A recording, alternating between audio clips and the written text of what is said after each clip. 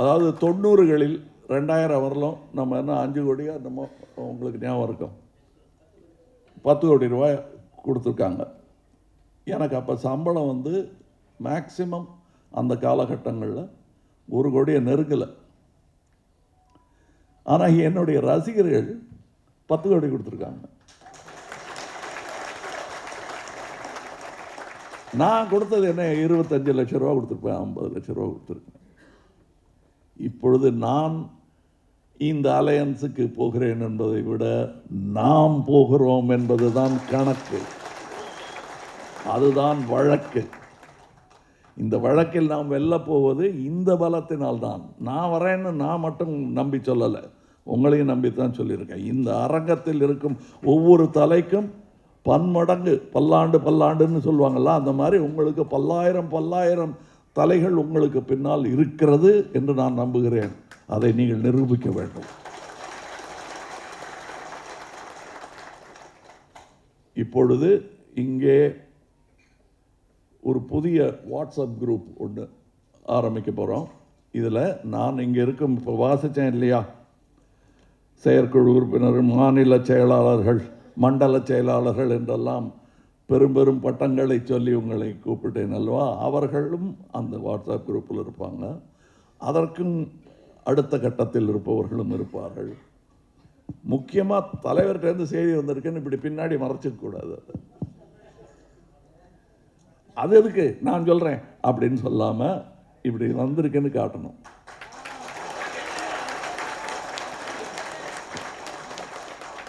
அதாவது எங்கிட்ட மட்டும்தான் பேசுவார் தலைவர் அப்படிங்கிறது பெருமை அல்ல, அது கட்சி அல்ல.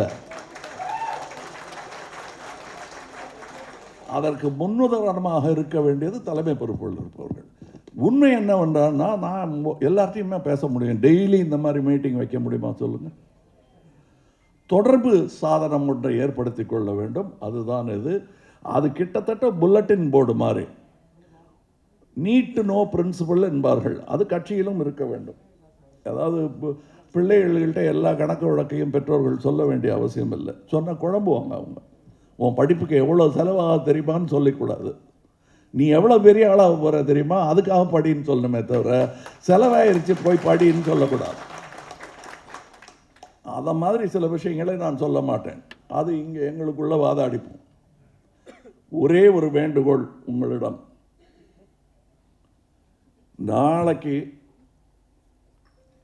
சக கட்சிகள் எல்லாரும் வந்து, சார் பிரமாதமாக வேலை செஞ்சாங்க சார், தேங்க்யூ அப்படின்னு சொல்லணும்.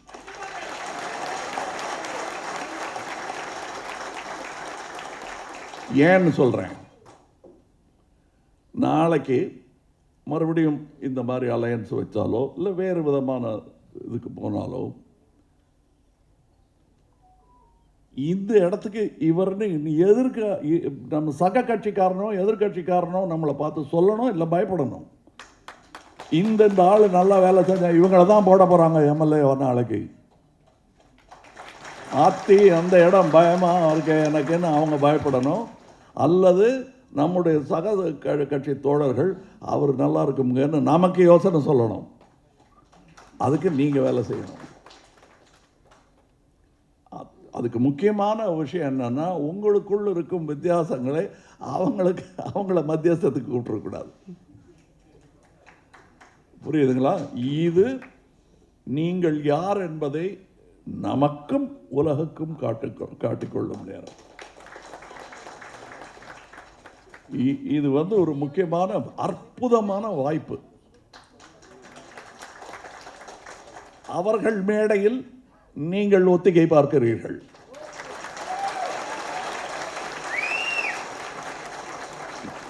அதற்கான ஏற்பாடுகளை சந்தோஷமாக அவர்கள் செய்கிறார்கள். இதில் சூழ்ச்சி ஒன்றும் கிடையாது. அந்த ஏன் சூழ்ச்சி கிடையாதுன்னா, நம்மளுடைய தியாகம் நமக்கு பின்னால் தாங்கி நிற்கிறது, நம்மளுடைய நேர்மை நமக்கு பின்னால் தாங்கி நிற்கிறது. அதனால் அவங்களுக்கே தெரியும் இதில் சூழ்ச்சி ஒன்றும் கிடையாது. ஆனால் நம்முடைய நாடகத்திற்கு அவங்களும் உதவி செய்வார்கள். அது 26 அரங்கேறும். அதற்கான ஒத்திகையை அவர்கள் அரங்கில் நடத்தி கொள்க என்று விருப்புடன் அவர்கள் தரும் அந்த அனுமதி எங்கே கிடைக்கும் நீங்கள் சொல்லுங்கள்.